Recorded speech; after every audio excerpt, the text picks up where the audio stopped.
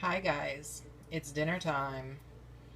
So I figured I'd share a little side dish that's one of my favorite summertime side dishes with you. Easy to make. I did tell you guys you'd need a knife once in a while. I do love my culinary side. Zucchini, or green squash, some people call it. I'm gonna set you down a little bit so you can see what I'm doing on the cutting board. Not rocket science here, but I want to show you what I do.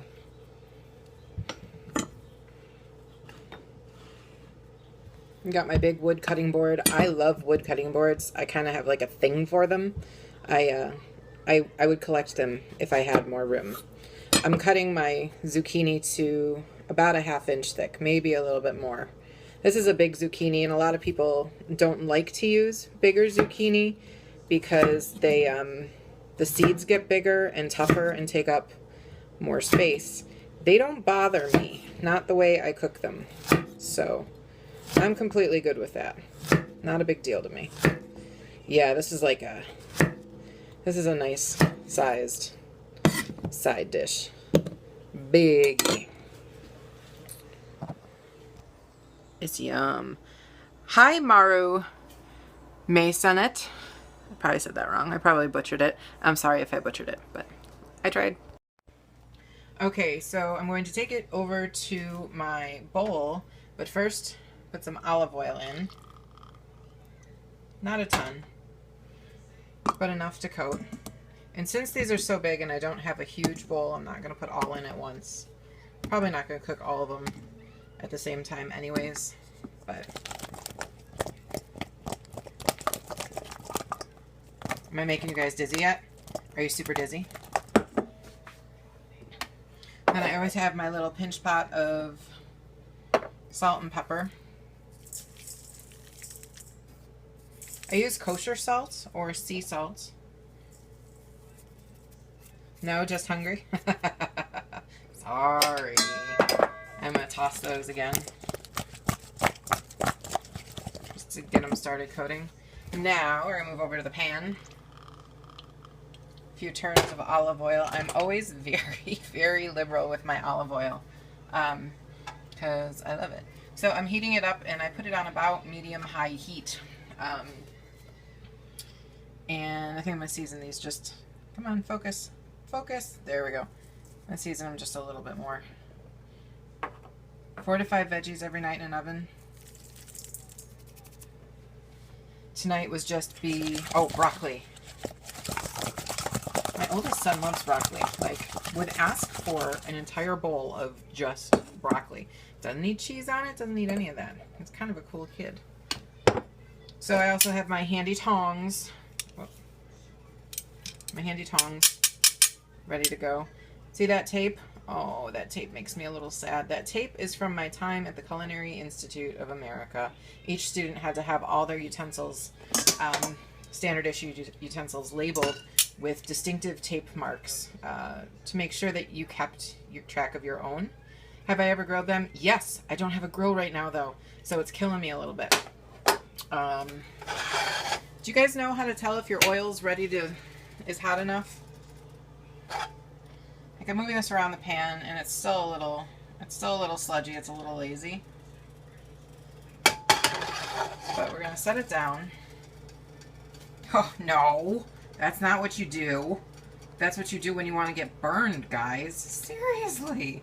No, not smoking. You don't want to take it to the smoking point. Then you're gonna scald things when you smell it burning. Yes, me too, typical shimmery. Yes. Jen Flesner, exactly. Everybody give her hearts. Jen wins the prize when I smell it burning. Can I tell you how often I actually do that? Like, I go, all right, well, it's got to heat, and then I walk away to, like, my computer, and I play on Facebook with you guys, and then, bam, it's overheating. But we're not quite at shimmery yet. Oh, we're starting to get it. See that? You see how it's starting to move a little bit on its own? That's not me.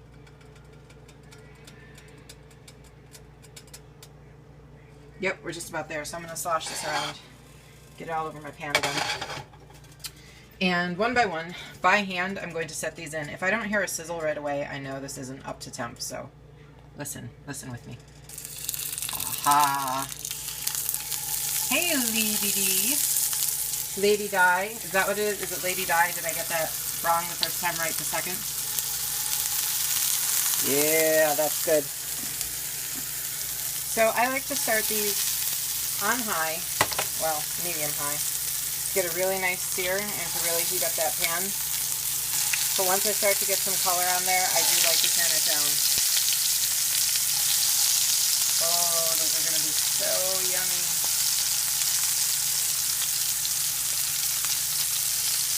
So, the reason you don't want to use water to test your oil, guys, is because it's going to jump right back at you if your oil is hot enough. And man, that hurts. I can't tell you how many times I've been burned. I've actually had oil jump out of the pan and hit me in the eyeball. It is not pleasant at all. So don't use water. Look for it to be shimmery and then just very gently touch a piece of your food to it. I'm so hungry. Yes, Cakes by Layla, me too. It's actually telling me to go slower to film this. So, you are the sizzle right now. My mouth is watering. Aw, I'm the sizzle. Yeah, just salt and pepper, honest to goodness. The way I grew up eating these, my mom would make zucchini sliced like this, but much, much thinner. You're in Jersey, please deliver. That's going to be a hefty delivery charge, woman. I think person. Let's say person. I'm just assuming you're a woman. But my mom made these, and she made them super, super thin, not quite ready. And she would dredge them first in a little bit of egg and then a little bit of salt and peppered flour. And then put them on a more dry skillet, not so coated in oil. But I don't have the patience to dredge them. And I realized after doing them once like this and justifying my laziness with, well, flour's carbohydrates. After I did it once like this, I realized that the taste that I really, really loved from this growing up had nothing to do with the flour. It had to do with that. With the color, with the heat application directly on the vegetable. That's what I love. So I haven't needed the flour since. And really, if you treat your fresh produce well, you don't need to slather it in all sorts of flavoring. Salt, pepper, and a little olive oil, and they'd absolutely sing. They're singing right now because I made them hot. I'm not just eating these for dinner. I have a salad waiting for me, too. I ate too many pierogies earlier, so I have to balance it with some veggies, I guess. That's about where I turn them over. However, I feel like this is some of my oil. My stove is on a slight slant this way, so all my oil goes down in the pan, so every once in a while I just have to keep stuff moving around. And yeah, I can do that fun flippy thing. I'm sure it has a name, but...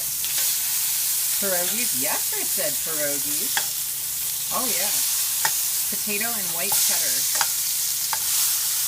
with sour cream.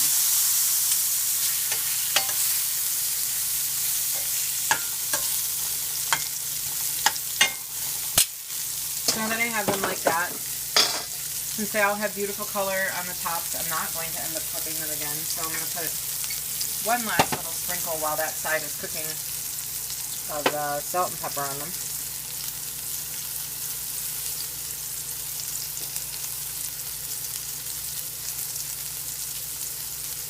How do I know pierogi? Pierogi? Seriously? Who doesn't know pierogies? Is there a place in this world that doesn't know pierogies?